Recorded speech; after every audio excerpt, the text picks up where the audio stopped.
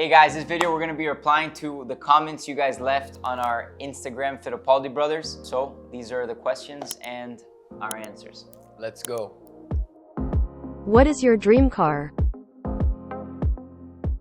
So my dream car, that's a tough one, honestly. I don't actually have a dream car. I would like to get like a Mustang and tune it up. I have a friend who does a lot of bodywork stuff for Mustangs, but I don't actually have a dream car. I know that's a weird answer. What about you?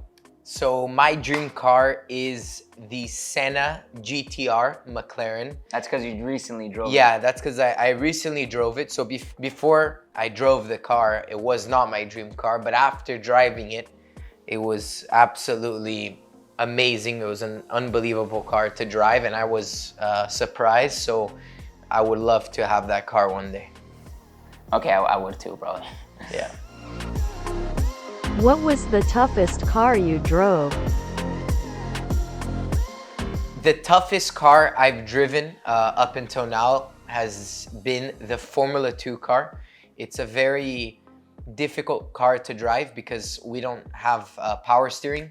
So the steering wheel is extremely heavy, especially in a qualifying lap when grip levels increase. So yeah, up until now, Formula 2 has been the most difficult car and the fastest car I've driven as well. Also, another one I wanted to add in there is the KZ.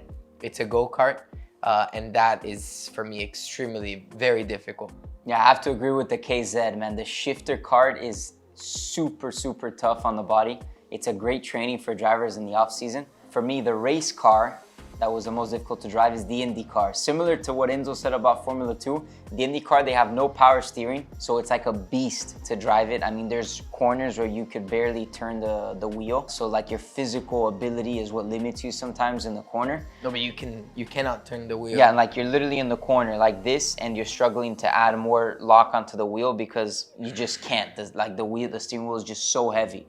And the car is moving around a lot. When you race the Indy car in the oval, the adrenaline that you have, it's like your heart is on your throat, like throughout the whole race, throughout the whole qualifying laps. It's something unbelievable. The most adrenaline I've ever felt was qualifying for the Indy 500. So, yeah. And sorry for cutting you off, but I wanted to know what is, and this is actually something I've wanted to ask, is for you, what is more physical? Is racing on an oval with an Indy car or on a road course? What is more physical? No, racing on a road course with the Indy car is more physical. Definitely more than the oval, but the oval is still physical. If you had to choose a city to live, which would it be? So if I could pick anywhere in the world to live in, I would choose Davidson, North Carolina. That's where our parents are. And we moved there in 2011, and since 2013 I've been living in Europe, and every off season I go back to Davidson, and I guess I like it so much because that's where we go back home to relax, to spend time with my brother, my sister, our two dogs, my dad, my mom, and it's just I don't know, it's like a comfort place for us. So that's why if I could choose anywhere, I would choose there. I'm the same. I know it's pretty boring, but I would choose the same as my brother. It's somewhere, if I could live anywhere in the world, it's Davidson, North Carolina, where we actually, it's like my brother said, is where our home is, and it's our place to, go back home, spend time with the dogs and the family, and the place there is just very peaceful. But something cool about Davidson is also that where we live, it's the home of basically of racing in the US. So, NASCAR teams are there, IndyCar teams. Penske is there, Haas is there. So there's a lot of teams over there. So it's a hub. If there's any city for racing in the US, Mooresville, North Carolina, which is like 10 minutes away. Mooresville, North Carolina, Indianapolis, and one in California, right? What city is that? I don't know in California, but for me, the big hubs, there's Mooresville and Indianapolis. But for me, Mooresville is bigger than Indianapolis. What is your goal in motorsport? My goal in racing is to be Formula 1 World Champion. And I also have the Indy 500. That's also something that is a dream of mine, is to win the Indianapolis 500. Yeah, for me, it's the same as Enzo, to one day be a Formula 1 World Champion, win the Indy 500, win the 24 Hours of Le Mans, 24 hours of Daytona 500. I mean, I don't know, man. I'm a racer. I love racing. Enzo is too, and Yeah. it's just all those big races. It's first, it's a milestone to even just race in those races, but then to go out and win it, I think that's a dream for any driver. Is there any music you listen to get hyped before a race? So music before the race. I do not listen to any music before going in the car. Personal preference, I just prefer to go in and just, you know, do my warm-up without listening to any music and just focus, you know, when I'm doing warm-up and things like this, it's just, yeah, no music. I think I overcomplicated myself there, but just... you slightly. Yeah, just no, I don't listen to music. Yeah, I listen to music, and I don't know why I listen to Elvis Presley. Honestly, I do. I like his music.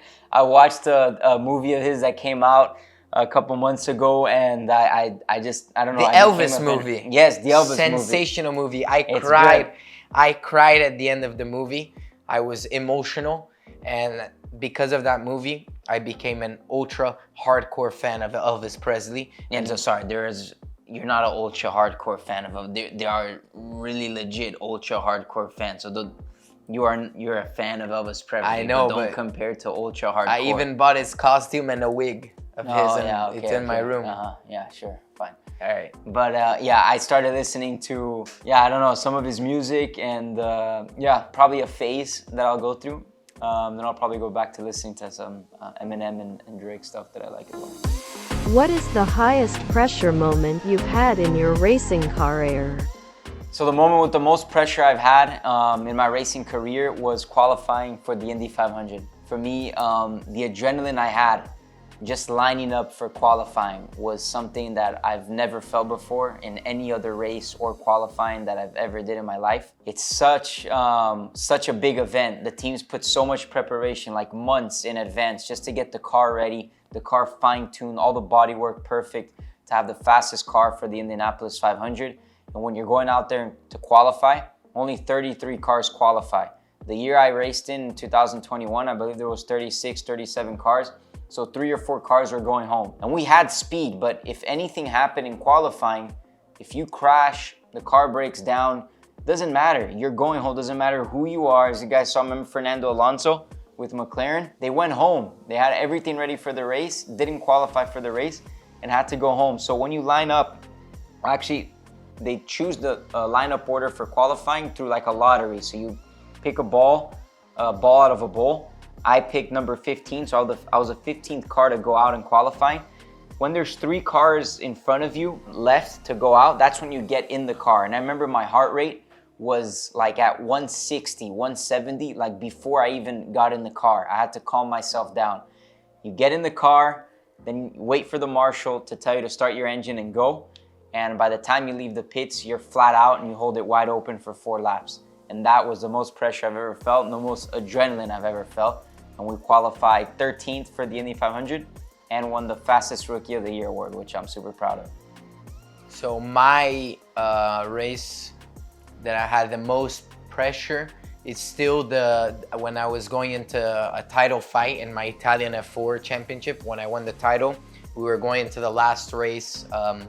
Me and the other contender we were basically tied in points, and it depended on one race. So yeah, it was a very important race for me. I ended up winning the race and we won the championship. It was in the wet, right, that you won the race? Yeah, it was in the wet. I was watching that. It was Mugello. And then one thing I also wanted to add, another one that I felt that can kind of relate to Indy 500, but obviously it's nowhere near, I think, on the same level, but it's when I did the qualifying in Monaco in Formula 2. When I was in the second group, you're basically watching the other group. So I'm basically in the pits waiting to go out because there's 2 groups in qualifying for Formula 2 at Monaco. And so the first group goes, and I was in the second group, so I was in the pits, watching the first group do their qualifying, and then when there's like 4 minutes left, you start feeling, a lot of adrenaline, which is different because, you normally I never watch a Formula 2 qualifying because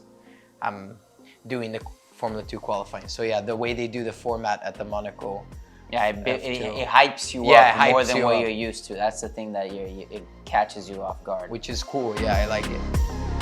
What language do you speak to each other?